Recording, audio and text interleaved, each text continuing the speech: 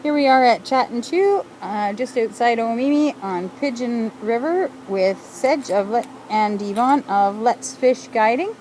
And Yvonne, there aren't a lot of women in fishing right now. Now, we met at the OBFN qualifier, the Ontario Bass Federation Nation.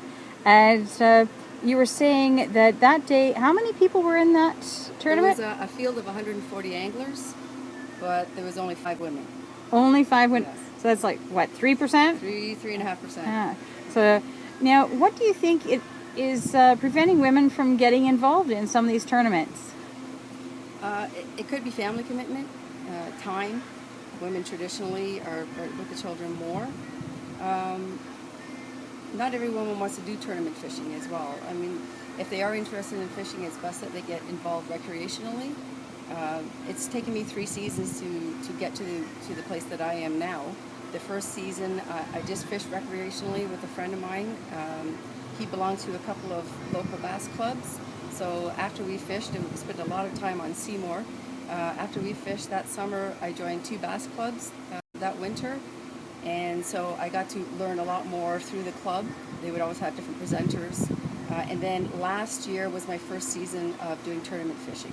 And I did probably almost 15 tournaments, most of them club tournaments. But and then this year, through Sedge, I've got to do some of the shows and meet a lot of other people, and have done some charity tournaments, club tournaments, and I've done I did the Canada-US Walleye Tournament, and then, as you mentioned, the OBFN qualifier a couple of weeks ago. And I understand that you and Sedge just finished introducing 60 women to the enjoyable sport of sport fishing. Tell us a little bit about that. It's an event that Angler and Hunter puts on out of Peterborough. It was up by Minden at a camp, and they bring in the women, and they can do other things than fish, but fishing was what Yvonne and I went as the fishing instructors.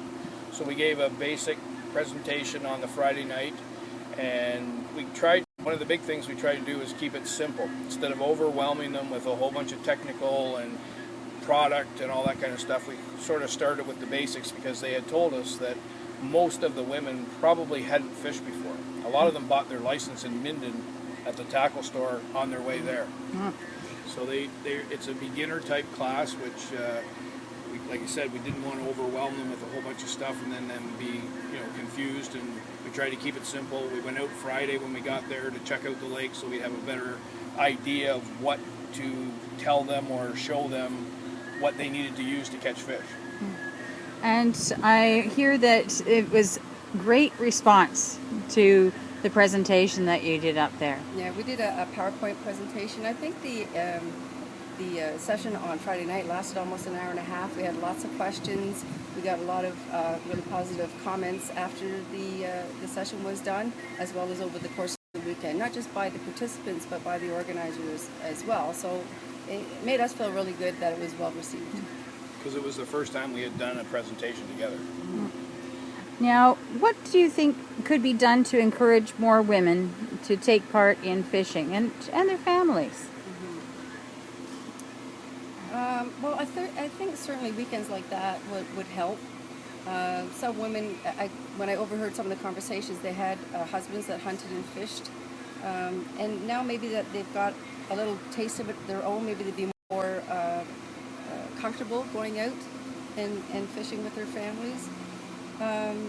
As I mentioned earlier, there's lots of places where you can fish from shore, and you don't need a lot of expensive tackle.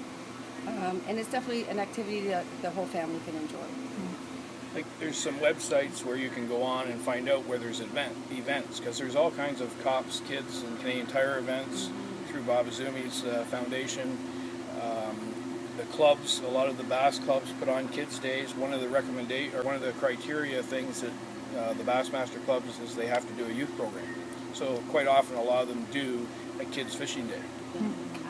Or they used to have a casting thing, and it's kind of gone by the wayside, so more of the clubs are having a kids' day to fulfill that requirement of a youth program. And that's what we did this Here on the long weekend, we were in Port Perry on Lake Scugog, and we just fished from shore. We got some rods from the OFAH Tackle Share program, as well as some of our own. We had 7 or 8 of our own club members, and there was about 70 kids that showed up. Wow. We got a great response from the fishing industry. They donated a lot of different items that we used as prizes. That's fantastic. So I'm sure that you recommend fishing as a great wholesome activity for the whole family.